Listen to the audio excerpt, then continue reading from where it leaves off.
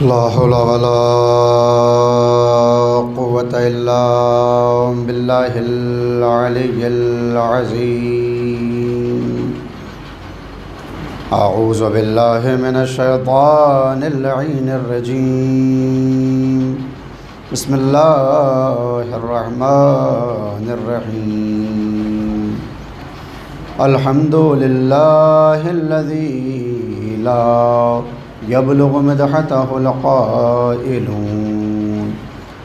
ولا يحصي نعماءه الآدون ولا يؤدي حقه المجتهدون الذي لا يدركه بعد الهمم ولا يناله عوس الفتن الذي ليس لشفته حد محدود ولا نعت موجود ولا وقت معدود ولا أجل ممدود.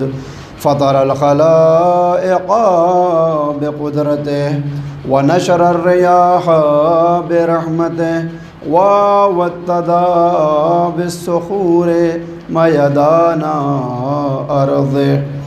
ثم الصلاة والسلام على النبي المكي المدني الأمي القرشي الهاشمي الأبطحي التحامي. أصله وسيل وفرحه طويل وكنبه كهيل وخلقه عظيم. المعلن الحق بالحق بالقاسم محمد وعلى أهل بيته الطيبين الطاهرين المعصومين المظلومين المنتجبين المنتخبين الذين أذهب الله عنهم الرجس وطهرهم تطهيرا.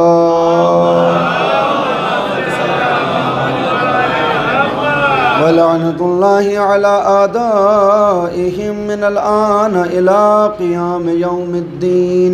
أما بعد فقد قال الله سبحانه تبارك وتعالى في محكم كتابه الحكيم وهو أصدق الصادقين وقوله الحق.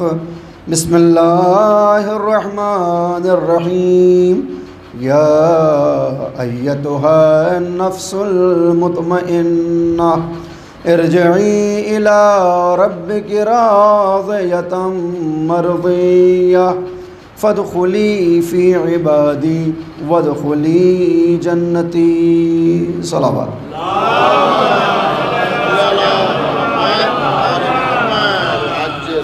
حضرات گرامی قدر معزز سامعین کرام اور عزیزان مظلوم کربلا، سب سے پہلے میں اپنی طرف سے اور آپ تمام حضرات کی طرف سے بارگاہ امام زمان میں ان کے جد امجد مولا سرکار سید الشہداء حضرت امام حسین علیہ السلام کی یاد میں منعقد اس مجلس اربعین کے حوالے سے پرسہ اور تسلیت پیش کرتا ہوں.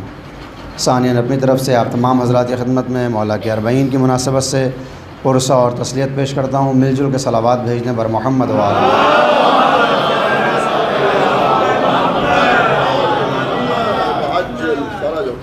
قرآن کریم سے چند کلمات اور آیات جن کی تلاوت کا شرف حاصل کیا ہے. آپ حضرات ان آیات کو متعدد مرتبہ سماعت فرماتے رہتے ہیں. خاص طور پر مصائب میں جب سرکار سید الشہداء علیہ السلام کے جہاد کا اختتام ہے تو ندائے غیبی آتی ہے اور وہ کلمات پیش کیے جاتے ہیں جو سورہ صلوات بھیجنے پر محمد علیہ.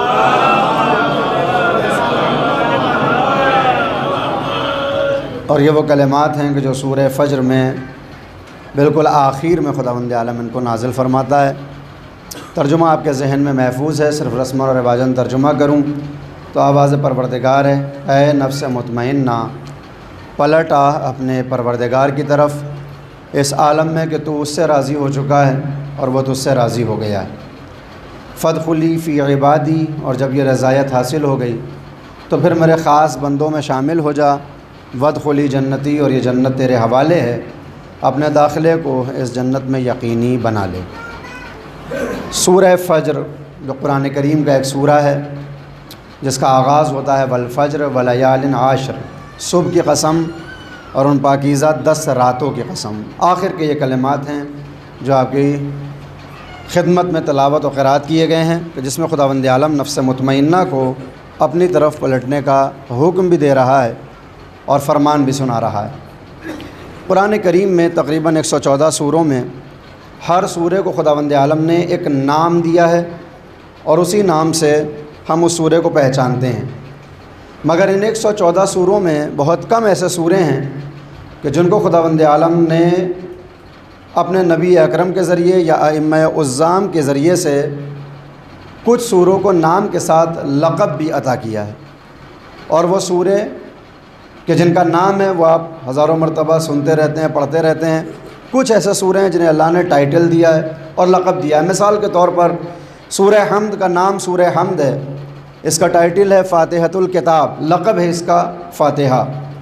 سورہ قل هو اللہ نام اس کا سورہ توحید ہے، لقب ہے اس کا سورہ اخلاص، علماء تشریف فرمائیں انشاءاللہ تائید کریں گے۔ سورہ یاسین نام سورہ یاسین ہے اور لقب ہے قلب قرآن۔ سورہ رحمان نام اس کا سورہ رحمان ہے، لقب ہے اس کا عروس قرآن، یعنی قرآن کو اگر ایک مجموعہ جانا اور مانا جائے ایک سماج کی حیثیت سے تو اس معاشرے میں جو حیثیت شادی والے روز دولہا کو حاصل ہوتی ہے وہی حیثیت سورہ رحمان کو حاصل۔ اس کے سبب کیا ہیں، اس کے وجوہات کیا ہیں، وہ اپنی جگہ محفوظ ہیں۔ لہذا یہ سورہ فجر جس کی آیات کو آپ کی خدمت میں تلاوت کیا گیا، نام اس سورہ کا سورہ فجر ہے، لقب ہے سورہ امام حسین۔ خداوند عالم سلام علیکم۔ اس سورہ کا لقب ہے سورہ امام حسین۔ کیوں ہے اس کا لقب؟ جب آپ سورہ کی آیات کو پڑھتے ہیں اور اس کی خصوصیات کو جاننے اور سمجھنے کی کوشش کرتے ہیں تو بہت سی ایسی خصوصیات کہ جو اس سورہ کے اندر ذکر ہوئی ہیں وہ سرکار سید الشہداء حضرت امام حسین علیہ الصلوۃ والسلام کے اندر پائی جاتی ہیں۔ آغاز ہوتا ہے قسم کے ذریعے، بہت کم ایسے سورے ہیں قرآن کریم میں جن کا آغاز قسم سے ہوتا ہے۔ خداوند عالم قسم کھا رہا ہے، اس سورے میں قسم کھاتا ہے صبح کی اور 10 پاکیزہ راتوں کی۔ تو سب سے پہلا سوال یہ ہے، یہ کون سی صبح ہے کہ جس کی قسم خداوند عالم کھا رہا ہو، اور وہ کون سی پاکیزہ 10 راتیں ہیں کہ جو لائق قسم قرار پاتی ہیں نگاہ قدرت میں۔ جب مفسرین سے تلاشا گیا اور پوچھا گیا کہ یہ کون سی پاکیزہ راتیں ہیں جن کو خداوند عالم قسم کے ساتھ تعبیر کر رہا ہے اور لوگوں کے سامنے پیش کر رہا ہے، مفسرین نے تفسیر کے ذیل میں یہ لکھا کہ یہ وہ 10 پاکیزہ راتیں ہیں جو حضرت موسیٰ کے لیے اضافہ کی گئی تھی کوہ طور کے اوپر۔ داستان کیا ہے، واقعہ کیا ہے، بزرگ بہتر سمجھتے ہیں، صرف ذکر کرتا چلوں کہ جب حضرت موسیٰ کی طرف خدا کا فرمان آیا کہ آپ کو اب آئین کو اور شریعت کو نافذ کرنا ہے تو کوہ طور پر آنا ہوگا 30 روز کے لیے، 1 مہینے کے لیے خداوند عالم نے موسیٰ کو بلایا کہ آپ کوہ طور پر آئیے تاکہ چند باتیں آپ تک پہنچائی جا سکیں۔ اب چونکہ ایک نبی اس دنیا سے جا رہا ہے، بظاہر امت کے سامنے سے ہٹ رہا ہے، تو اپنا کسی کو ذمہ دار بنانا ہے، کسی کو وسیع بنانا ہے، کسی کو جانشین بنانا ہے۔ ہاتھوں کو جوڑ کے کہتا ہے کہ میرے اللہ، جب میں امت کے درمیان نہیں رہوں گا، ان 30 دنوں میں کوہ طور پر رہوں گا، تو میری جگہ پر میری ذمہ داری سنبھالنے والا کوئی تو ہوگا۔ آواز قدرت آئی، بتاؤ تم کیا چاہتے ہو؟ کہا میرے اللہ میں چاہتا یہ ہوں کہ تو میرے جزازات یعنی ہارون کو میرا وسیع، میرا جانشین اور میرا خلیفہ بنا دے، تاکہ میں چلا جاؤں تو دین کے معاملات معطل نہ ہونے پائیں، کسی کے ذہن میں کوئی بھی سوال پیدا ہو وہ ان کی طرف مراجعہ کرے اور صحیح شریعت اور صحیح دین اس تک پہنچ جائے۔ خداوند عالم نے حضرت موسیٰ کی اس دعا کو قبول کیا، ان کے بھائی کو ان کا جانشین، ان کا وزیر، ان کا وسیع اور خلیفہ متعین کیا۔ حضرت موسیٰ کوہ طور کی جانب بڑھنے لگے، 30 روز کامل ہو گئے۔ جب 30 روز یعنی ماہ ذی قعدہ پورا کامل ہو چکا، آواز قدرت آئی، موسیٰ ہم یہ چاہتے ہیں کہ یہ جو ملاقات ہماری اور تمہاری 30 دن پہ منحصر تھی، ان میں 10 دن اور اضافہ کر دیے جائیں، 10 دن اور بڑھا دیے جائیں تاکہ کچھ اور باتیں تمہارے حوالے کی جا سکیں۔ اور اب قرآن کی آیت آتی ہے کہ جو وعدہ تھا حضرت موسیٰ سے 30 روز کا، اس میں 10 روز کا اضافہ کیا گیا۔ یہ وہی 10 روز ہیں جو ماہ ذی الحجہ کی پہلی سے لے کر 10ویں ذی الحجہ کے دن اور راتوں میں شمار ہوتے ہیں۔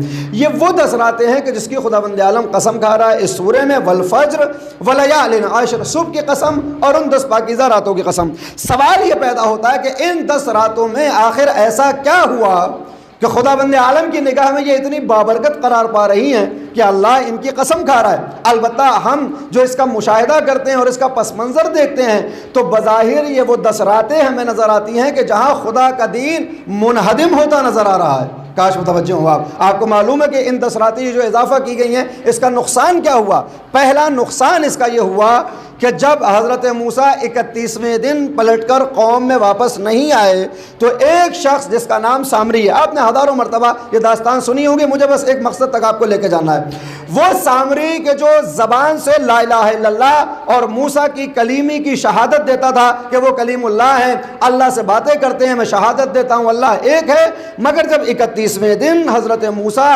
کوہ طور سے واپس نہیں آئے تو اس نے امت کو جمع کیا اور جمع کرنے کے بعد کہا کہ دیکھو میں نہ کہتا تھا کہ خدا بھی جھوٹا ہے اور نبی بھی جھوٹا ہے۔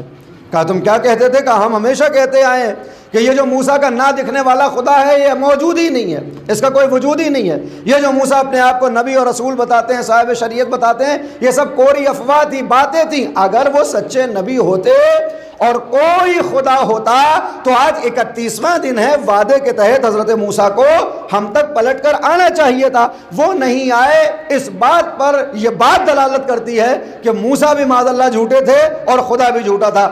امت نادان تو نہیں کہوں گا، بہرحال بنی اسرائیل کے ہیلے مشہور ہیں تو نادان تو ہو ہی نہیں سکتی۔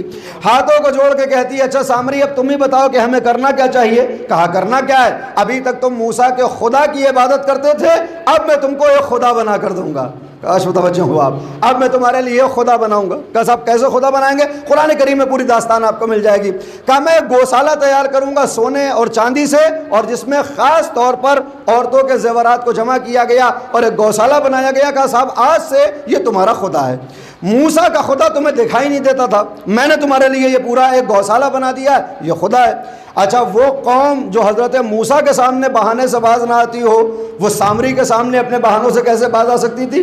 کہا اچھا اگر یہ خدا ہے تو موسیٰ تو یہ کہا کرتے تھے کہ ان کا خدا ان سے کلام کرتا ہے، ان سے باتیں کرتا ہے، تو اگر تو نے ہمارے لیے اس خدا کو بنایا ہے تو ہم تب جانیں گے کہ یہ خدا ہے جب یہ تجھ سے باتیں کرے۔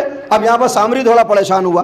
دیکھیے مومن بھی پریشان ہوتا ہے اور کافر بھی پریشان ہوتا ہے۔ کاش متوجہ ہو آپ، جب مومن پریشان ہوتا ہے تو مشکل کشا واسطہ بنتے ہیں اور خدا مشکل کو حل کرتا ہے، لیکن جب کافر اور منافق مشکل میں پھنستا ہے تو پھر وہ آتا ہے جو صراط مستقیم پر بیٹھا ہوا ہے۔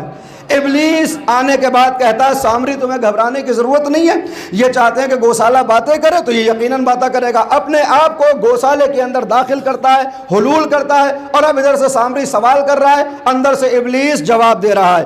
ہوتا کیا ہے انہی 10 دنوں کے اندر وہ قوم کے جس کے لیے حضرت موسیٰ نے کتنی محنتیں کی ہیں، کتنی مشقتیں کی ہیں، کتنی زحمتیں اٹھائی ہیں، خود موسیٰ کے دنیا میں آنے سے پہلے 10,000 بچوں کو قتل ہونا پڑا ہے، ایک امت کو ایک شہر سے نکالا گیا ہے، وعدے اور وعید ہوئے ہیں، من و سلوہ آسمان سے اترا ہے، یہ ساری زحمتیں ایک طرف، مگر موسیٰ کا نہ آنا سبب بنتا ہے کہ انکار توحید بھی ہوتا ہے، انکار رسالت بھی ہوتا ہے، انکار امامت بھی ہوتا ہے۔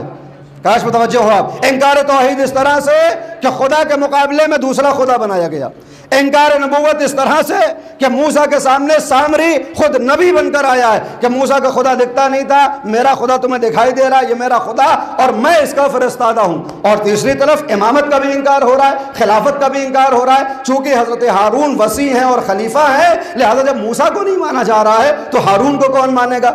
یہ وہ 10 دن ہے کہ جہاں پوری قوم حضرت موسیٰ فساد کا شکار ہوتی ہے، ملحد ہوتی ہے، کافر ہوتی ہے، مشرک قرار پاتی ہے اور اللہ کے عذاب کی مستحق بنتی ہے۔ تو بظاہر تو یہ وہ 10 راتیں ہیں کہ جو شاید تاریخ میں سب سے سیاہ الفاظ میں لکھی جانی چاہیے تھی کہ انہی 10 راتوں میں توحید کا انکار ہوا۔ کاش متوجہ ہو، میں بار بار بات دہرا رہا ہوں آپ کے سامنے، بظاہر تو ان 10 راتوں کو سیاہ الفاظ میں درج کرنا چاہیے تھا کہ نبوت کا انکار ہو رہا ہے، امامت کا انکار ہو رہا ہے، توحید کا انکار ہو رہا ہے۔ میرے اللہ تو نے ان کو پاکیزہ کیوں قرار دیا ہے؟ تو ان راتوں کی قسمیں کیوں کھا رہا ہے؟ کہ میں یہی بتانا چاہتا ہوں کہ جب تک قوم کے سامنے، امت کے سامنے کوئی نبی موجود ہو تب تو لا الہ الا اللہ اور اپنے نبی کا کلمہ پڑھنا آسان ہے۔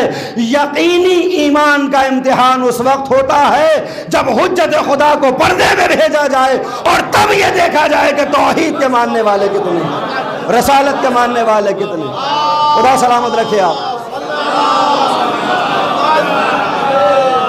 جب تک موسیٰ سامنے ہے قوم کے، سب لا الہ الا اللہ اور موسیٰ کلیم اللہ کا کلمہ پڑھ رہے ہیں۔ اب امتحان ہے کہ جب حجت خدا پردہ غیب میں چلی جائے اور پھر بھی یہ دیکھا جائے کہ کتنے لا الہ الا اللہ پہ باقی رہتے ہیں، کتنے نبی کی نبوت پہ باقی رہتے ہیں، کتنے امام کی امامت کو قبول کرتے ہیں۔ بس جو قبول کرتے ہیں انہی کے لیے خداوند عالم قسم کھا رہا ہے کہ یہ وہ پاکیزہ راتیں ہیں جن میں ایمان کو شرک سے جدا کر دیا گیا ہے، یہ وہ 10 راتیں ہیں جن میں نفاق کو ایمان سے جدا کیا گیا ہے۔ اب عزیزان گرامی، جس طرح سے خداوند عالم نے حضرت موسیٰ کو پردہ غیب میں بھیج کر امت کا امتحان لیا تھا، اور اب پیغمبر اسلام کی وہ مشہور حدیث کہ میرے بعد میری قوم میں وہ سب کچھ ہوگا جو بنی اسرائیل کے ساتھ ہوا تھا، یہ بہت مشہور حدیث ہے پیغمبر اسلام کی، اور تمام فرقہ اسلامی نے اپنی اپنی کتابوں میں اس حدیث کو درج کیا ہے کہ جو جو بنی اسرائیل کی قوم پر ہوا ہے اور گزرا ہے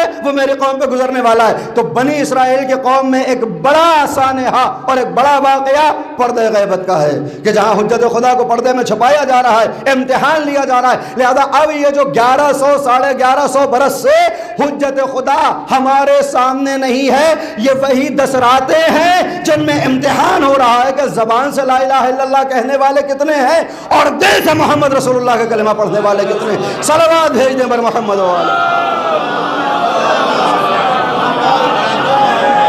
خدا سلامت رکھے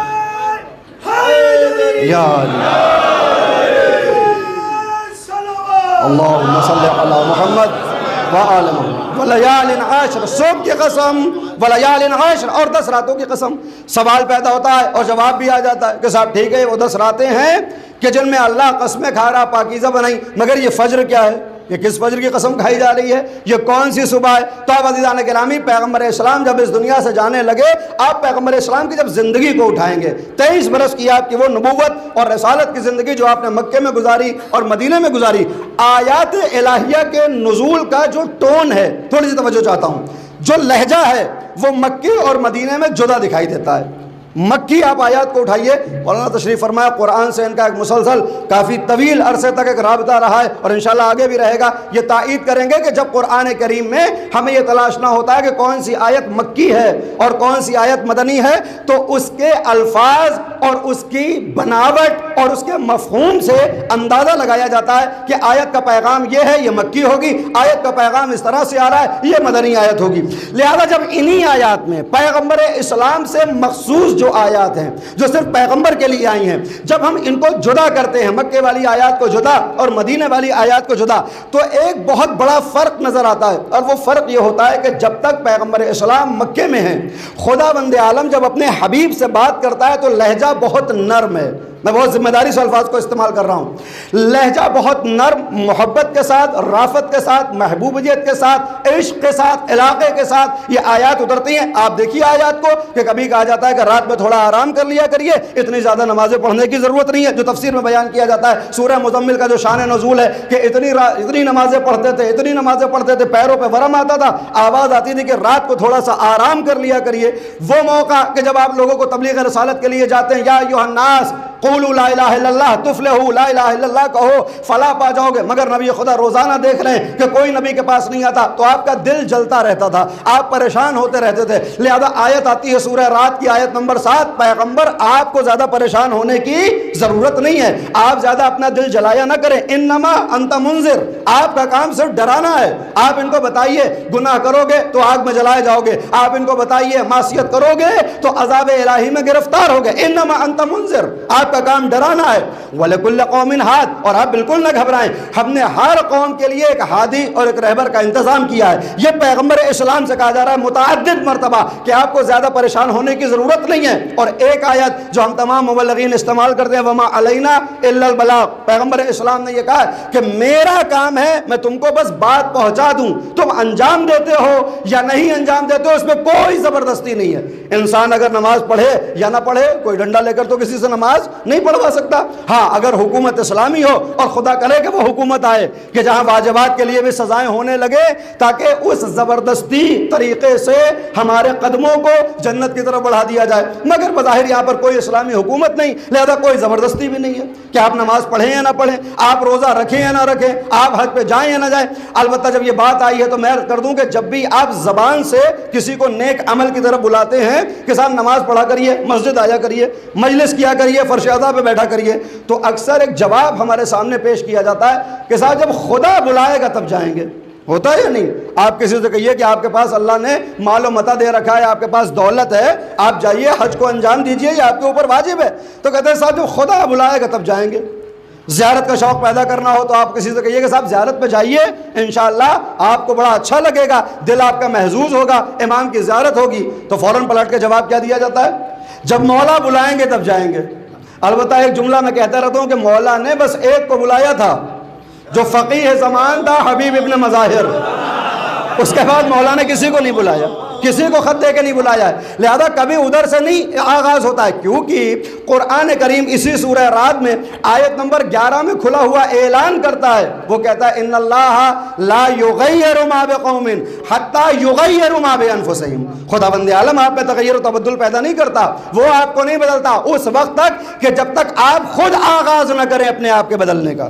یعنی پہلا قدم ہمیں اٹھانا ہوتا ہے، چاہے وہ نیک کاموں کی طرف جانے کے لیے ہو یا برائی سے بچنے کے لیے، آغاز ہمیں کرنا ہوگا، ابتدا ہم سے ہوگی۔ ہاں یہ اور اللہ کا وعدہ ہے کہ جب کوئی ہماری طرف ایک قدم بڑھ کر آتا ہے تو 10 قدم ہم بڑھ کر اس کی مدد کرتے ہیں۔ اب یہ 10 قدم بڑھنے کا مطلب یہ بھی نہیں ہے کہ خدا یہاں بیٹھا ہوا ہے اور وہ 10 قدم بڑھتا ہے، یعنی وہ آپ کی منزلوں کو، آپ ایک منزل سے جانا چاہتے ہیں، ایک راستے سے جانا چاہتے ہیں، خدا 10 راستوں کو کھول دیا کرتا ہے۔ لہذا عزیزان گرامی، اب پیغمبر اسلام کہ جو روزانہ یہ کہتے تھے کہ لا الہ الا اللہ کہو، افراد نہیں کہتے، پیغمبر اسلام پریشان ہوتے ہیں، بار بار جبریل امین آتے ہیں، پریشان ہونے کی ضرورت نہیں ہے، گھبرانے کی ضرورت نہیں ہے، یہ آیات وہ ہیں جو مکے میں نازل ہو رہی ہیں۔ مگر جب پیغمبر اسلام مدینے میں آ گئے اور جنگوں کا آغاز ہوا، 2 ہجری پہلی جنگ ہوئی، 3 ہجری، 4 ہجری، 5ویں اور 7ویں ہجری جنگ خیبر تمام ہوئی، پیغمبر کی زندگی کے آخری ایام کے اوپر اگر آپ نگاہ ڈالیں اور اس وقت یہ آپ آیات کو دیکھیں تو اب اللہ کا لہجہ تھوڑا بدل گیا ہے۔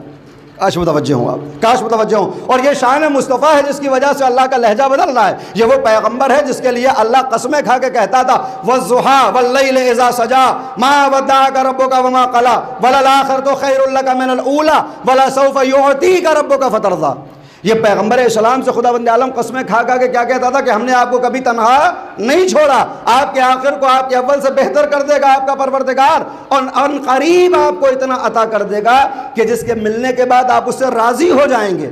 یعنی یہ شان مصطفیٰ ہے، وگرنہ ہر نبی کا آپ انداز دیکھیے تو ہر نبی کی کوشش یہ ہوتی ہے کہ اس کا اللہ اس سے راضی ہو جائے، اور بات نبیوں کی نہیں، عام انسانوں کی بھی بات کی جائے تو یہی تو مقصد ہوتا ہے۔ ہمارے ہر دینی عمل کا مقصد اور محور کیا ہے؟ خدا راضی ہو جائے۔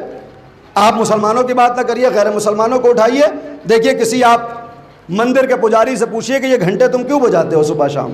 لوگوں کو پریشانی ہوتی ہے، وہ کہے گا صاحب بجاتے اس لیے تاکہ میرا بھگوان مجھ سے راضی ہو جائے۔ کسی پادری سے پوچھئے کہ صاحب یہ جنگل بیل جو بجاتے ہو یہ کیوں بجاتے ہو؟ کہے گا صاحب اس لیے تاکہ میرا گاڈ مجھ سے راضی ہو جائے۔ مسجد کے مؤذن سے پوچھئے یہ 3 وقت اور 5 وقت جاتے ہو گلدستے اذان پر، آواز بلند کرتے ہو، لوگوں کو تکلیف ہوتی ہے اور اب تمہارے خلاف قانون بھی بننے لگے ہیں، یہ کیوں اذانیں دے رہے ہو؟ تو یہ جواب دے گا کہ صاحب بنتے ہیں تو بنتے رہے، میں تو اپنے اس عمل سے اپنے اللہ کو راضی کرنا چاہتا ہوں۔ کاش متوجہ ہوا۔ یہ مجالس جو برپا ہوتی ہیں، آپ صاحب مجلس سے پوچھئے کہ صاحب یہ مجلس کیوں برپا کی ہے، تو کہے گا صاحب مجلس اس لیے برپا کی ہے تاکہ حضرت زہرا راضی ہو جائیں، امام حسین راضی ہو جائیں، تاکہ ان کی رضایت سے خدا راضی ہو جائے۔ تو دنیا میں ہر عمل جو کرنے والا، مذہبی عمل کرنے والا، حقیقی معنی میں قصد قربت کے ساتھ جو عمل کرتا ہے، اس کی کوشش یہ ہوتی ہے کہ اللہ راضی ہو جائے۔ یہ تو ہو گیا عام انسانوں کا معاملہ۔ حضرت آدم سے پوچھئے کہ یہ آدم جنت سے نکل کے زمین پر چلے آئے اور آنے کے بعد اب برسوں کہہ رہے ہیں ربنا ظلمنا انفسنا، اے میرے پروردگار ہم دونوں نے اپنے نفسوں کے اوپر ظلم کیا۔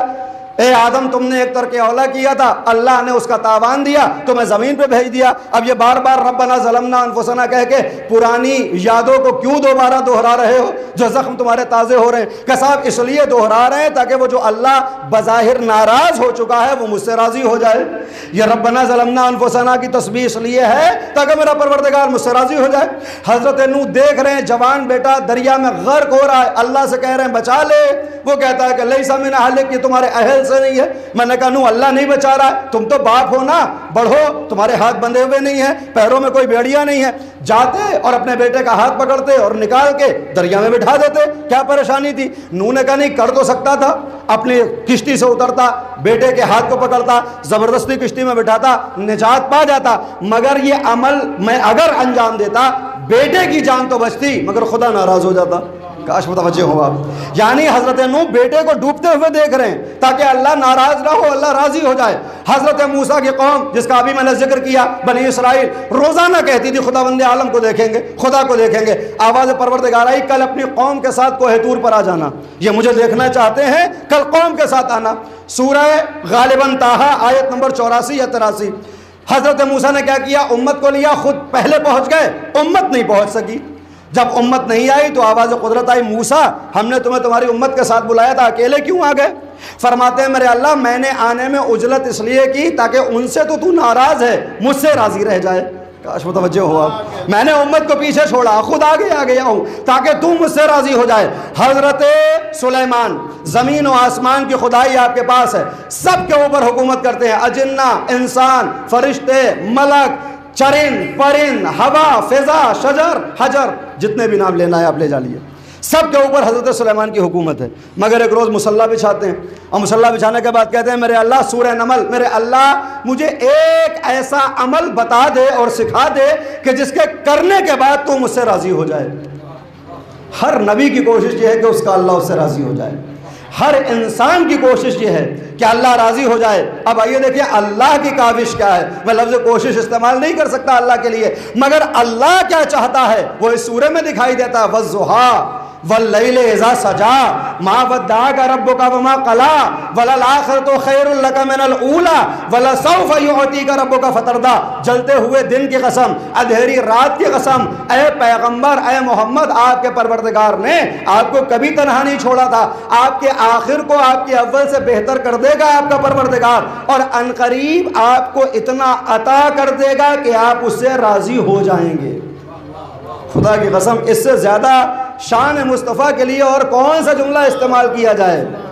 پیغمبر کی سرمئی آنکھوں کے قصیدے پڑھنے والے، پیغمبر کی زلفوں کے اوپر نعت اور منقبت لکھنے والے اگر حقیقی معنی میں قرآن کریم سے سیرت مصطفیٰ کو پیش کرتے تو انہیں یہی سب سے بڑا فرق نظر آتا کہ ساری کائنات یہ چاہتی ہے کہ خدا راضی ہو جائے، خدا یہ چاہتا ہے کہ مصطفیٰ راضی ہو جائے، مصطفیٰ راضی ہو جائے۔ اور کیا چاہیے؟ یہ پیغمبر جس کو اللہ راضی کرنا چاہتا ہے، پیغمبر کے 5-7 ہجری کے بعد کی جو آیات ہیں، اب ان میں کیا دکھائی دیتا ہے کہ وہ اللہ اپنے لہجے کو تھوڑا بدل رہا ہے اور کہہ رہا ہے پیغمبر عنقریب آپ اس دنیا سے اب جانے والے ہیں، لہذا وہ دشمن جو آپ کے دین کو مٹانا چاہتا ہے، جو آپ کے اسلام کو تباہ و برباد کرنا چاہتا ہے، وہ آپ کے بعد بھی گھر میں خاموشی سے نہیں بیٹھے گا، لہذا ایک ایسا انتظام کر کے جائیے، کاش متوجہ ہو آپ، ایک ایسا انتظام کر کے جائیے کہ جو شریعت آپ لے کر آئے تھے اس کی حفاظت ہو سکے، ایک ایسا نظام برقرار کر کے جائیے کہ آپ کے جانے کے بعد یہ دین ختم نہ ہو، یہ اسلام برباد نہ ہو۔ اور اس طرح کی 3-4 آیتیں مسلسل ہیں کہ جو پیغمبر اسلام کو آنے والے زمانے کی نشاندہی بھی کرتی ہیں اور ذمہ دار بھی بناتی ہیں کہ پیغمبر آپ کو یہ عمل کر کے جانا ہے۔ اور جب بالکل آخری کے کلمات اگر آپ ملاحظہ فرمائیں کہ وہ پیغمبر کہ جس نے یہ کہا ہو کہ 23 برس میں نے اتنی زحمتیں اٹھائیں جتنی 1,24,000 انبیاء نے مل کر پوری زندگی میں اذیتیں برداشت نہیں کی تھی۔ آپ جانتے ہیں پیغمبر سے پہلے 6,500 برس تک مسلسل انبیاء آتے رہے، آدم سے لے کر حضرت عیسیٰ تک، تک، اور ہر ایک نے بڑی تکلیفیں اٹھائی ہیں، حضرت آدم سے لے کر حضرت عیسیٰ تک کتنے نبیوں کو کتنی پریشانیاں ہوئی ہیں، مگر پیغمبر فرماتے ہیں کہ 23 برس میں نے جتنی پریشانیاں اٹھائی ہیں، ان سارے انبیاء کی مصیبتیں ایک طرف، میری 23 برس کی زحمت ایک طرف، وہ پیغمبر جو 23 برس میں اتنی زحمتیں اٹھا رہا ہے، اپنی زندگی کے آخری دور میں ایک آیت کو ملاحظہ کرتا ہے، اِن لَمْ تَفْعَلْ فَمَا بَلَّغْتَ رِسَالَتَهُ۔ کاش متوجہ ہوا، یہ وہ پیغمبر ہے جس نے جانوروں کو انسان بنایا ہے، جن کے اندر آداب معاشرت نہیں پائے جاتے تھے، جن کو کھانے اور پینے کی تمیز نہیں تھی۔ آپ عرب کے دور کو اٹھائیں، پیغمبر سے پہلے کیچڑ کا پانی پینے والے اور چھپکلیوں سے اپنی بھوک کو مٹانے والے یہ وہ افراد تھے جو اپنی بچیوں کو زندہ درگور کیا کرتے تھے۔ شادی کا کوئی سسٹم نہیں تھا، کوئی نظام نہیں تھا، قبیلہی زندگی تھی، جس کا زور چلتا تھا، جس کی لاٹھی اس کی بھینس۔ ان کو خداوند عالم کے اس رسول نے انسان بنایا، زحمتیں برداشت کی، مکے کو چھوڑنا پڑا، شعب ابی طالب میں 3.5 برس تک درخت کے پتوں کو چبا چبا کر پیغمبر اور ان کے گھر والوں نے صبح شام کا کھانا تناول کیا۔ وہ پیغمبر اسلام جو مدینے آیا تو مسلسل جنگوں پہ جنگیں ہو رہی ہیں، 80 وہ جنگیں ہیں جس میں پیغمبر اسلام شریک ہیں، نہ جانے کتنی جنگیں ہوئی ہیں، 80 ایسی جنگیں ہیں جس میں پیغمبر نے شرکت کی ہے۔ یہ پیغمبر اتنی زحمتوں کے بعد اللہ کہتا ہے اِن لَمْ تَفْعَلْ فَمَا بَلَّغْتَ رِسَالَتَهُ، یہ والا کام اگر آپ نے نہیں کیا تو گویا کوئی کار رسالت انجام نہیں دیا۔ جب یہ آیت پڑھی جاتی ہے ہم بڑے خوش ہوتے ہیں، نعرے بھی لگاتے ہیں، مولا کائنات سے محبت ہے تو دل بھی شاد ہوتا ہے، مگر فضیلت سے الگ ہٹا کر آپ ان الفاظ کے اوپر اگر غور فرمائیں کہ خداوند عالم اتنے سخت کلامی کیوں کر رہا ہے، ان الفاظ کا سہارا کیوں لے رہا ہے کہ اگر تم نے یہ نہ کیا تو کچھ نہ کیا، کیا یہ مولا کائنات سے محبت تھی جس کی وجہ سے اللہ یہ الفاظ استعمال کر رہا ہے؟ تو ہرگز ایسا نہیں ہے، اس لیے کہ خدا جتنا علی کو چاہتا ہے اتنا محمد مصطفیٰ کو چاہتا ہے، لہذا ایک کے لیے دوسرے کو تنبیہ تو نہیں کی جا سکتی۔ تو یہ صرف علی سے محبت نہیں ہے، بلکہ چونکہ خداوند عالم علام الغیوب ہے،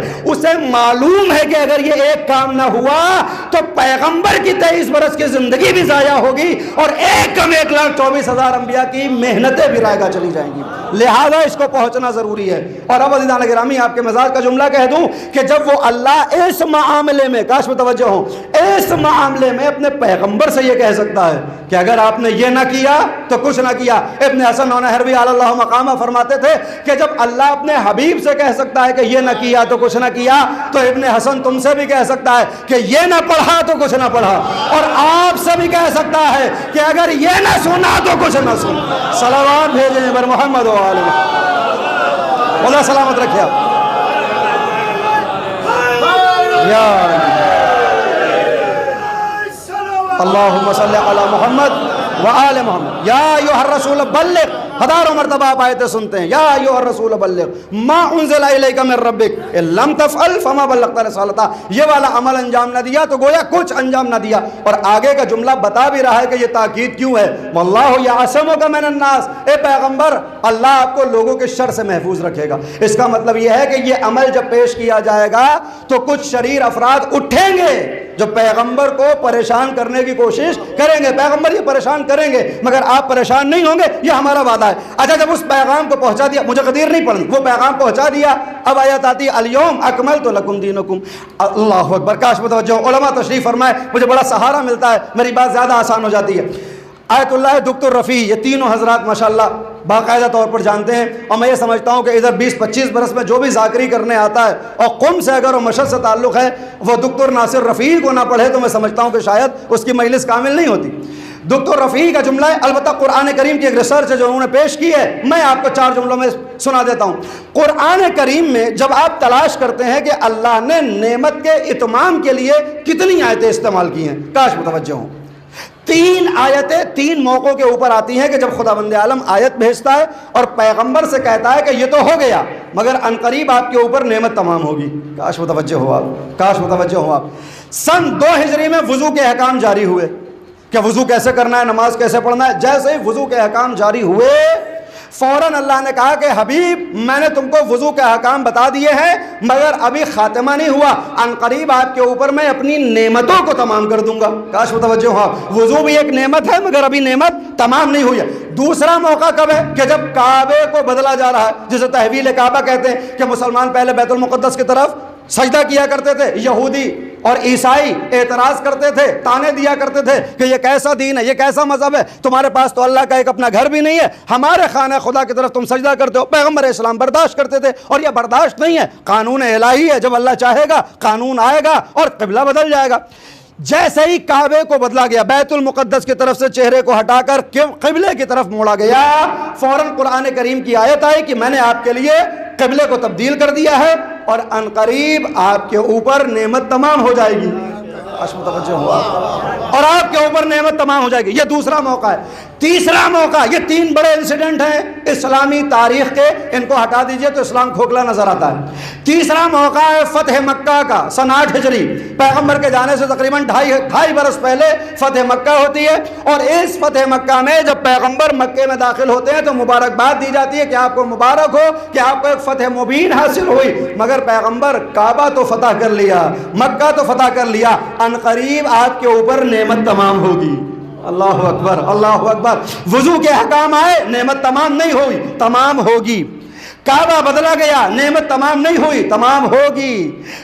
فتح مکہ کے موقع کے اوپر کہ یہ وہ موقع تھا کہ جس کے بعد اذا جاء نصر اللہ والفتح، جھوک در جھوک لوگ آ رہے ہیں، اسلام میں داخل ہو رہے ہیں، اسلام کا دائرہ بڑھتا چلا جا رہا ہے، اسلام کا زور و شور بڑھتا چلا جا رہا ہے۔ اس موقع پر بھی اللہ کہتا ہے کہ عنقریب آپ کے اوپر نعمت تمام ہوگی، مگر جیسے ہی کہا ان لم تفعل فما بلغت رسالتہ، اگر آپ نے یہ نہ کیا تو کچھ نہ کیا، اور جیسے ہی پیغمبر نے وہ کیا تو پھر اللہ نے بھی وہ کیا جو اسے کرنا چاہیے تھا، پھر اللہ نے بھی وہ کیا۔ الیوم اکملت لکم دینکم، میں نے تمہارے لیے آج اس دین کو کامل کر دیا۔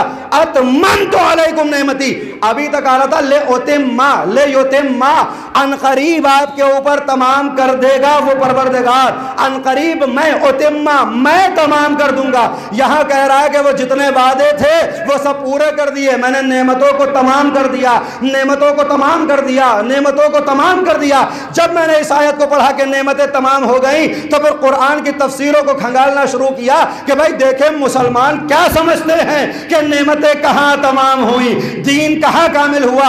اس لیے کہ جو ہمارا عقیدہ ہے ولایت امیر المومنین کا، امامت مولائے کائنات کا، اگر سارے مسلمان یہ مان لے تو پھر نہ کوئی جھگڑا ہے، نہ کوئی اختلاف ہے، نہ پھر کوئی یزید ہے، نہ کوئی مروان ہے، نہ کوئی ابو سفیان ہے، سب علی والے ہوں گے، سب ولی والے ہوں گے۔ قرآن کی آیت تو سب مانتے ہیں۔ اب جو میں نے تلاش کرنا شروع کیا کہ یہ دین کامل کب ہو رہا ہے، نعمتیں تمام کب ہو رہی ہیں، تو بغض مولائے کائنات میں مفسرین لکھتے ہوئے دکھائی دیے کہ صاحب جب گوشت کے احکام جاری ہو گئے تب دین کامل ہوا، جب گوشت کے احکام کامل ہو گئے، جب ذبح کے احکام آ گئے تو دین کامل ہو گیا۔ یعنی فتح مکہ سے زیادہ اہم تھا مسلمان کی پلیٹ کی بریانی کا ٹکڑا، وضو کے احکام سے زیادہ اہم تھا نگاہ قدرت میں گوشت کے احکام کا جاری ہونا۔ فتح مکہ، تحویل کعبہ، وضو سے زیادہ۔ اور اچھا جب یہ لکھا جائے گا تو پھر حالت یہی ہوگی کہ ایک صاحب ماہ رمضان میں تبلیغ کے لیے نکلے، عام طور پر ہم لوگ سب جاتے ہیں، ماہ رمضان ہوتا ہے، کہیں نہ کہیں جانے کا موقع ہوتا ہے۔ ایک بستی میں ایک مبلغ پہنچتا ہے، معلوم یہ ہوا کہ صاحب ان لوگوں نے کبھی نہ نماز پڑھی، نہ روزہ، نہ حج و زکات و خمس و جہاد، کچھ نہیں آتا، آپ کو نئے سرے سے کام کرنا ہے، ان کو نیا مسلمان بنانا ہے، ان کو بتانا ہے نماز کیا ہے۔ ماہ رمضان سے ایک روز پہلے بستی میں پہنچے، اور پہنچنے کے بعد سب کو آواز دی گئی لاؤڈ اسپیکر سے کہ سارے مسلمان مسجد میں جمع ہو جائیں، کچھ بتایا جائے گا۔ مسجد بھی ٹوٹی پھوٹی تھی، پرانی سی، خیر سارے افراد جمع ہوئے کہ کوئی مہمان آیا ہے، کچھ بات کرنا چاہتے۔ عالم نے دیکھا کہ ماشاءاللہ چہرے تو بہت اچھے اچھے ہیں، بہت سا مجمع بھی مسلمانوں کا موجود ہے، کہا میں تم لوگوں کو ماہ رمضان میں نماز پڑھانے کے لیے آیا ہوں۔ تو سب ایک دوسرے کا منہ دیکھنے لگے کہ صاحب نماز کیا ہوتا ہے، یہ کسے کہتے ہیں؟ کہا تم لوگ آپس میں کیا باتیں کرو؟ کہا یہ جو صاحب آپ نے عربی کا ایک لفظ استعمال کیا نماز، یہ کیا ہوتا ہے؟ کہا نہیں عربی نہیں ہے، یہ فارسی ہے۔ اچھا یہ بھی ایک عجیب مسئلہ ہے، خدا حافظ کو تو اللہ حافظ سے بدل دیا، نماز کو صلاۃ سے آج تک نہ تبدیل کر سکے۔ جیسے خدا فارسی ہے ویسے نماز بھی فارسی ہے، یہ روزہ بھی فارسی ہے، وگرنہ صلاۃ و صوم ہے۔ کہا صاحب نماز سکھانے آیا ہوں، یہ کیا ہے؟ کہا نہیں یہ تو کچھ نہیں آتا۔ اب انہوں نے صاحب جلدی جلدی نماز پڑھ کے دکھائی، اس کو نماز کہتے ہیں۔ کہا اس نماز سے پہلے وضو ہوتا ہے۔ انہوں نے پھر ایک دوسرے کا چہرہ دیکھا، وضو کیا ہوتا ہے؟ انہوں نے وضو کر کے دکھایا۔ کہا اچھا اور کیا کروائیں گے؟ کہا بھائی میں روزہ رکھوانے کے لیے آیا ہوں۔ کہا یہ کسے کہتے ہیں؟ انہوں نے بتایا صاحب صبح سے بھوکے رہنا ہوگا، شام تک آپ بھوکے رہیں گے اور شام میں دسترخوان سجایا جائے گا اور پھر آپ کی دعوت ہوگی۔ کہا یہ تو اچھی بات ہے، خیر اور کیا کرنا ہوگا؟ ایک ایک چیز پوچھتے جاتے ہیں، تمہیں یہ آتا ہے نہیں آتا، یہ آتا نہیں آتا، لا الہ الا اللہ جانتے ہو، محمد رسول اللہ جانتے ہو، قبلہ جانتے ہو، نبی جانتے ہو، اسلام جانتے ہو، سب کورے کاغذ۔ جسے نماز نہ معلوم ہو اسے کیا معلوم ہوگا؟ جھلا کے پوچھ کے کہتا ہے یہ بتاؤ گوشت بھی کھاتے ہو یا نہیں؟ سارے افراد جو ابھی تک خاموشی سے بیٹھے تھے اپنی جگہ سے کھڑے، مولانا دماغ ٹھکانے، ہم مسلمان ہیں۔ جب دین گوشت پر کامل ہوگا تو اسلام گوشت کھانے میں ہی ڈھونڈا جائے گا، اور جب گوشت کی دکانیں بند ہوگی تو اسلام پہ خطرہ آ جائے گا۔ صلوات بھیجے پر محمد و آل محمد۔ لہذا عزیزان گرامی، اگر حقیقی معنی میں اتمام نعمت کو تلاش کر لیا جاتا، اکمال دین کو تلاش کر لیا جاتا تو کوئی جھگڑا نہیں ہوتا۔ اب عزیزو میں آپ کے سامنے پیش کر دوں، اس پیغمبر سے کہا جا رہا ہے تم نے اگر یہ نہیں کیا تو کچھ نہیں کیا۔ کیوں اللہ یہ تاکید چاہتا ہے؟ کاش متوجہ، میں ختم کر رہا ہوں مجلس کو۔ کیوں اللہ یہ تاکید چاہتا ہے؟ اس لیے کہ اگر پیغمبر ایسا انتظام نہیں کریں گے تو اللہ کا وعدہ جھوٹا ہو جائے گا، اللہ کا وعدہ جھوٹا ہو جائے گا۔ وہ اللہ جو اصدق القائلین اصدق الصادقین ہے، اس کا وعدہ جھوٹا ہوگا۔ کیسا وعدہ؟ وہ وعدہ جو اس نے شب قدر کے لیے کیا ہے۔ کاش متوجہ ہوا۔ آپ سورہ قدر پڑھتے ہیں، انا انزلنا، آپ پہلی رکعت میں کبھی سورہ انا اعطیناک کی تلاوت کرتے ہیں، کبھی سورہ قدر کی تلاوت کرتے ہیں، کیا کہتے ہیں آپ؟ انا، بسم اللہ الرحمن الرحیم، انا انزلناہ فی لیلۃ القدر وما ادراک ما لیلۃ القدر لیلۃ القدر خیر من الف شہر۔ یہ شب قدر میں نے اس کو نازل کیا، تم کیا جانو کہ شب قدر کیا ہے؟ وہ 1000 مہینوں سے بہتر۔ کیوں ہے بہتر؟ بھائی شرات میں ایسا کیا ہوتا ہے؟ 4 چاند نکل آتے ہیں، 1000 ستارے زیادہ چمکنے لگتے ہیں، یہ 1000 مہینوں سے بہتر کیوں ہے؟ آواز آئی تنزل الملائکۃ والروح۔ کاش متوجہ ہو آپ، تنزل الملائکۃ والروح۔ یہ رات اس لیے بابرکت ہو گئی کیونکہ اس رات میں ملائکہ نازل ہوتے ہیں اور روح الامین نازل ہوتے ہیں۔ اب عزیزان گرامی، تھوڑا سا آپ کا امتحان اور تھوڑی سی گرامر اور مجلس تمام۔ دنیا کی تمام زبانوں میں ایک قاعدہ پایا جاتا ہے کہ جب بات وہاں زمانے کی آتی ہے، جب بات وہاں ٹینس کی آتی ہے تو 3 طرح کے زمانے ہوتے ہیں۔ ایک زمانہ ماضی کا ہے جسے پاسٹ کہتے ہیں، ایک زمانہ پریزنٹ ہے جو حال کا زمانہ ہے، اور ایک زمانہ ہے آنے والا جسے فیوچر کہا جاتا ہے، بھوشیہ کہا جاتا ہے کہ آپ کا ہاتھ دیکھ کے لوگ آپ کا فیوچر بھی بتا دیا کرتے ہیں۔ ایسے افراد بھی ماشاءاللہ پیدا ہو جاتے ہیں۔ تو یہ 3 ہی زبانیں ہوتے ہیں، اور ہر زبان کے اندر ہر زمانے کو دکھانے کے لیے ایک خاص لفظ ہوتا ہے۔ مگر عربی کو ایک خصوصیت حاصل ہے کہ یہاں جب بات الفاظ کی زمانے کے اعتبار سے ہوتی ہے تو ماضی، حال، مستقبل یعنی پاسٹ، پریزنٹ اور فیوچر کے علاوہ ایک صیغہ اور استعمال ہوتا ہے جسے فعل مضارع کہتے ہیں۔ ماشاءاللہ میرے اساتذہ یہاں پر تشریف فرمائیں۔ فعل مضارع میں ایک صلاحیت ہوتی ہے جو کسی اور زبان میں نہیں ہے کہ یہاں لفظ ایک ہوتا ہے مگر اس میں زمانہ حال بھی پایا جاتا ہے، کاش متوجہ ہوں آپ، اور زمانہ استقبال بھی پایا جاتا ہے۔ یعنی لفظ ایک ہے، موجودہ زمانہ بھی ہوگا، آنے والا بھی زمانہ ہوگا۔ اللہ نے جب شب قدر کے متعلق بتانا شروع کیا کہ شب قدر کیا ہے تو یہ نہیں کہا کہ یہ وہ رات ہے کہ جس میں ملائکہ نازل ہوئے تھے اور روح الامین نازل ہوئے تھے۔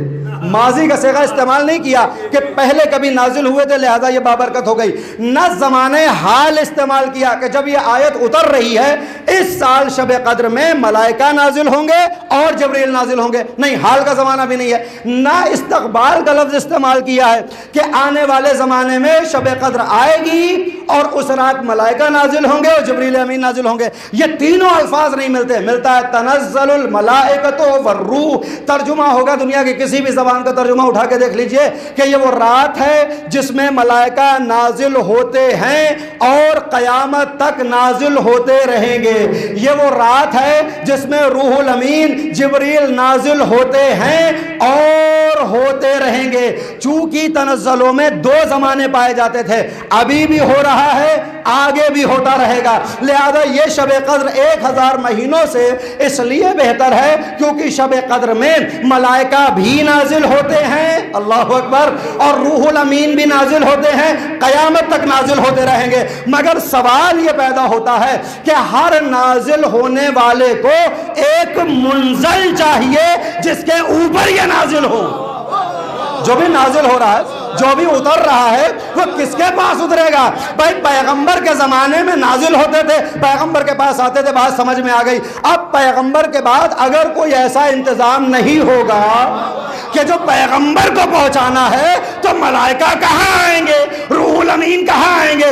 پیغمبر کے بعد اپنی اپنی مرضی سے ڈیموکریسی کے ساتھ، وصیت کے ساتھ، شورا کے ساتھ نظام مصطفیٰ کو قائم کرنے کے لیے پیغمبر کی جائیگاہ پر ان کو بٹھایا جن کا ماضی سیاہ تھا، جنہوں نے بتوں کی پوجا کی تھی، جنہوں نے شراب خوری کی تھی۔ جب وہ مسند مصطفیٰ پر آئے، جب وہ مسند انبیاء پر بیٹھے، تو سوال یہ پیدا ہوتا ہے 12 ہجری میں ملائکہ ان کے پاس آئے یا نہیں آئے؟ 11 ہجری میں پیغمبر جا چکے ہیں، 13 ہجری میں جبریل امین ان پر نازل ہوئے یا نہیں نازل ہوئے؟ وہ دور تمام ہوا، خلافت بنی امیہ آئی۔ آج تک کسی بھی جھوٹے سے جھوٹے مورخ نے یہ لکھا کہ صاحب یزید صاحب کے اوپر جبریل نازل ہوتے تھے۔ کاش متوجہ ہوا۔ کسی نے کہا کہ صاحب اچھا کوئی کہتا ہے کہ صاحب یزید کے باپ کو برا نہ کہا جائے، ان کے لیے کسی خطیب کا بڑا پیارا جملہ ہے کہ ان کے لیے میں اتنا ہی کہہ دینا کافی ہے کہ وہ یزید کے بھی باپ تھے، صلوات بھیجیں پر محمد و آلہ۔ تو اب ان کے لیے کیا کہا؟ مگر کیا انہوں نے کبھی دعویٰ کیا کہ میرے پاس جبریل آئے تھے؟ بعد میں بنی عباس کی خلافت آئی، کسی نے دعویٰ کیا کہ صاحب میرے اوپر ملائکہ شب قدر میں آئے تھے؟ بعد میں اندھے، لولے، لگڑے، کانے، کبڑے سب امیر المومنین بن کے پہاڑوں پہ کود رہے تھے۔ آپ نے ابھی چند برس پہلے دیکھا امیر المومنین کا لقب ہے، وہ فرار کر رہے ہیں، پھر 2-3 نئے امیر المومنین بنے اور ایک دوسرے کو قتل کر رہے ہیں۔ تو یہ جو جتنے امیر المومنین نظر آتے ہیں دنیا میں، آج تک کسی نے دعویٰ کیا کہ صاحب شب قدر اس برس جبریل آئے تھے لال کپڑے پہن کر؟ کاش متوجہ ہوا۔ اس برس ملائکہ میرے پاس آئے تھے، کسی نے دعویٰ کیا؟ عزیزان گرامی، اگر کوئی دعویٰ نہیں کر رہا ہے تو 2 ہی صورتیں ہیں کہ یہ جو بیٹھے تھے، اللہ اکبر، یہ حقیقی معنی میں منزل الہی نہیں تھے، یہ حقیقی معنی میں قرارگاہ ملائکہ نہیں تھے، یا تو ایک بات ہے، اور یا پھر یہ کہا جائے گا کہ صاحب اللہ نے یوں ہی آیت اتار دی تھی کہ آئیں گے ملائکہ، نہ کوئی ملک آتا ہے نہ جبریل امین آتے ہیں۔ اگر یہ مان لیا جائے کہ نہ کوئی ملک آتا ہے نہ کوئی روح الامین آتے ہیں، تو پھر قرآن کی صداقت کے اوپر حرف آ جائے گا کہ وہ جو آتے ہیں قیامت تک آتے رہیں گے، کیا ہوا؟ تو اب عزیزان گرامی، یا تو یہ مانو کہ قرآن نے غلط بیانی کی، یا پھر یہ مانو کہ ملائکہ نازل تو ہوتے ہیں مگر اپنے آپ سے تاج رکھنے والوں پر نہیں، پیغمبر کے ہاتھوں پہ اٹھنے والے کے اوپر نازل ہے۔ اور عزیزان گرامی، اللہ نے یہ نہیں کہا کہ صرف ملائکہ نازل ہوتے ہیں، بلکہ کہا تنزل الملائکۃ والروح، ملائکہ نازل ہوتے ہیں اور روح نازل ہوتی ہے۔ اب دیکھا جائے کہ روح کیا ہے۔ پیغمبر سے پوچھا گیا کہ نبی خدا روح کسے کہتے ہیں؟ یسألونک عن الروح، یہ آپ سے روح کے متعلق سوال کرتے ہیں۔ ان سے کہا یہ قول روح من امر ربی، روح میرے پروردگار کے امور میں سے ایک رب ہے تو ایک امر ہے، یعنی روح کو امر کہا جاتا ہے، امر کو روح کہا جاتا ہے۔ اب تنزل الملائکۃ والروح کا ترجمہ کریے۔ تنزل الملائکۃ والروح، یہ وہ شب ہے جس میں ملائکہ نازل ہوتے ہیں، نازل ہوتے رہیں گے۔ یہ وہ شب ہے جس میں امر نازل ہوتا ہے، نازل ہوتا رہے گا۔ بس اب جس پہ امر نازل ہوگا وہی اولی الامر کہلائے گا۔ اطیعوا اللہ واطیعوا الرسول واولی الامر منکم۔ سلام۔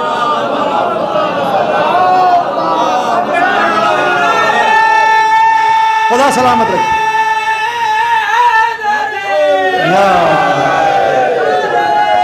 خدا سلامت رکھے۔ اللہم صلی علی محمد و آل محمد۔ تنزل الملائکۃ والروح، اور یہ اللہ کے اذن سے آتے ہیں، اپنی مرضی سے نہیں آتے۔ اللہ کہتا ہے کہ جاؤ تمہیں نازل ہونا ہے۔ کب تک نازل ہوتے ہیں؟ یا حتی مطلع الفجر، جب تک فجر طلوع نہ ہو جائے۔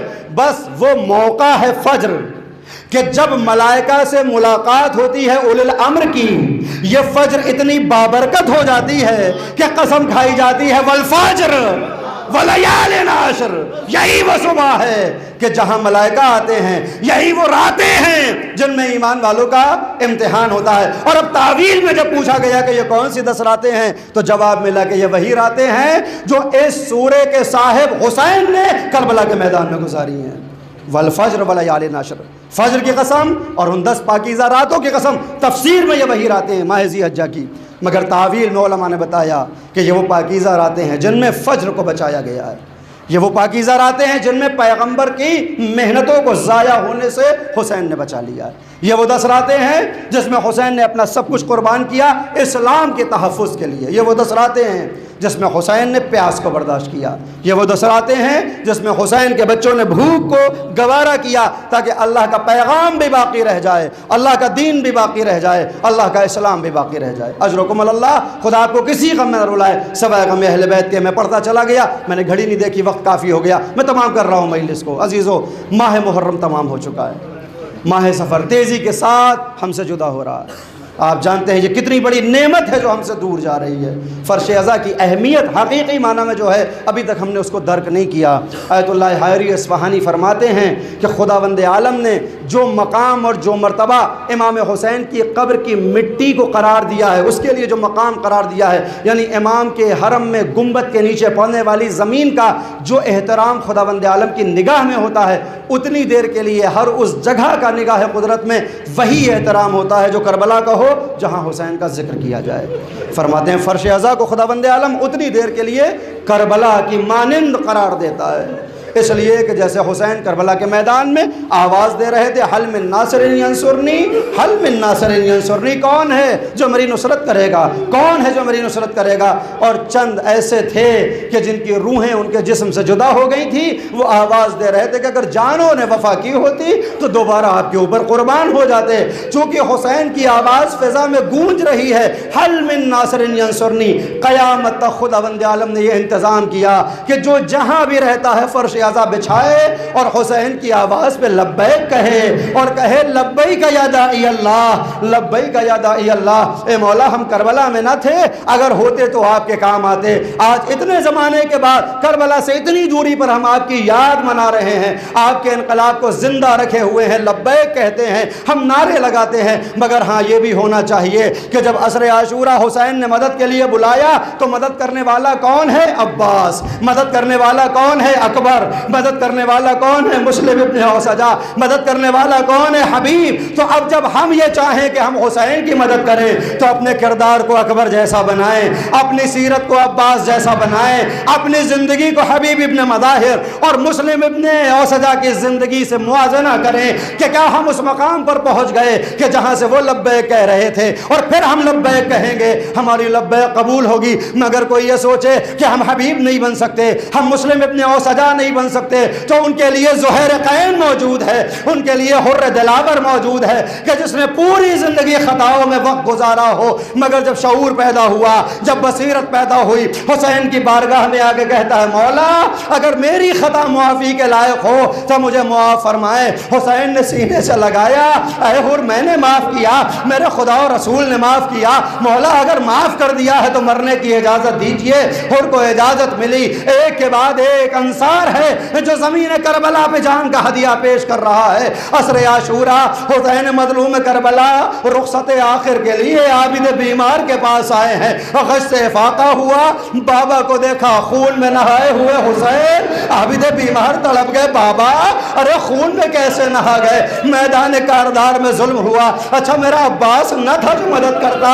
نہیں، وہ قتل ہوا۔ میرا اکبر کہاں ہے؟ مارا گیا۔ میرا مسلم ابن اوسجا کہاں ہے جو مدد کے لیے آیا تھا؟ وہ بھی قتل ہوا۔ ایک ایک کا نام لے کے مولا پوچھتے ہیں، اس کے بعد جواب دیا جا رہا ہے۔ وہ حسین کہتے ہیں بیٹا اتنا سمجھ لو کہ مردوں میں یا تم باقی رہے ہو یا میں باقی رہا ہوں۔ حتیٰ ششماہہ بھی قتل ہو گیا۔ میں ششماہے کا نام سنا، عابد بیمار کی غیرت جاگ اٹھی، اے میرے بابا کیا فوج اشقیاء خیموں میں داخل ہو گئی جو ششماہے کو بھی قتل کر دیا؟ نہیں میرے لال، طلب آپ کے لیے میدان کاردار میں لے کر گیا، تیر سے شعبہ کا نشانہ بنا ششماہہ دنیا سے چلا گیا۔ اب لیجئے عزیزان گرامی، باپ بیٹے سے جدا ہو رہا ہے، وصیتیں کرنا شروع کی، جب پلٹ کے مدینے جانا تو میرے شیعوں کو میرا سلام کہنا، اور کہنا مجھے تم اس وقت بہت یاد آئے جب ششماہے کو اپنے ہاتھوں پہ اٹھا کے طلب آب کر رہا تھا، ظالم تیر سے شعبہ سے جواب دے رہا تھا جب کبھی پانی پینا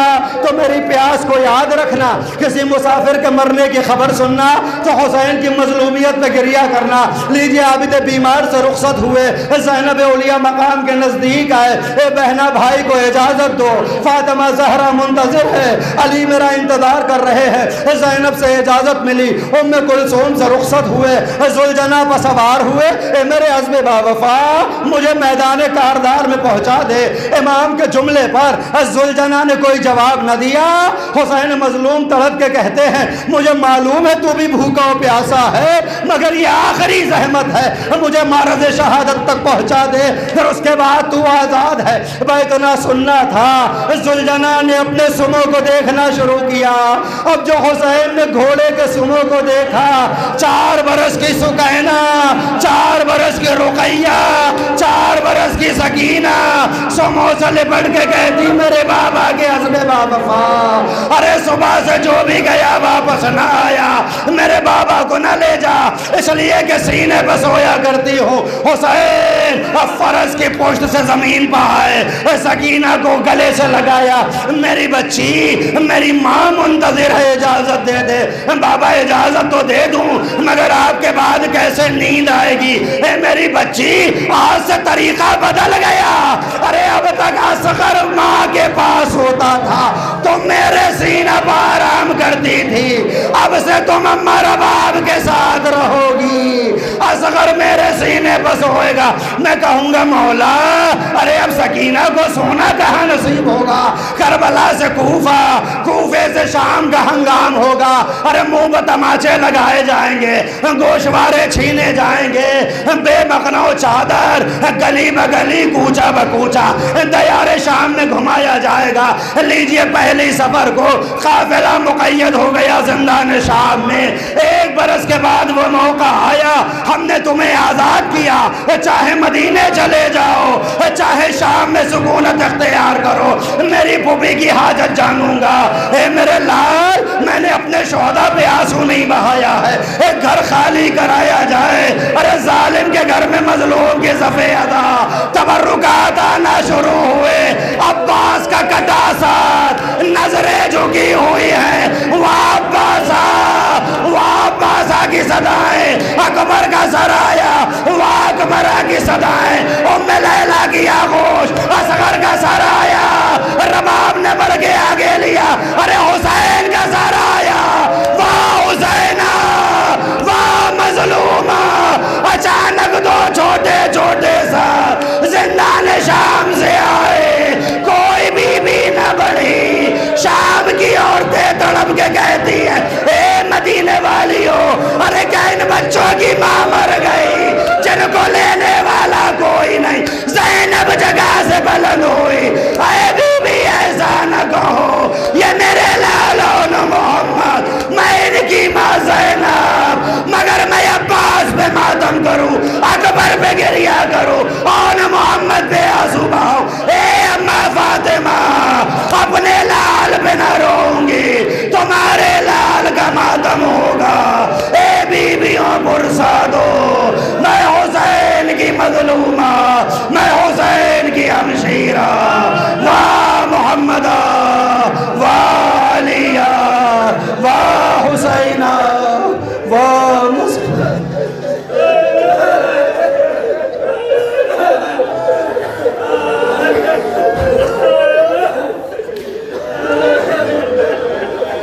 اِنَّا لِلَّهِ وَإِنَّا إِلَيْهِ رَاجِعُونَ، رِضًا بِقَضَائِهِ وَتَسْلِيمًا لِأَمْرِهِ، سَيَعْلَمُ الَّذِينَ ظَلَمُوا أَيَّ مُنقَلِبٍ يَنقَلِبُونَ۔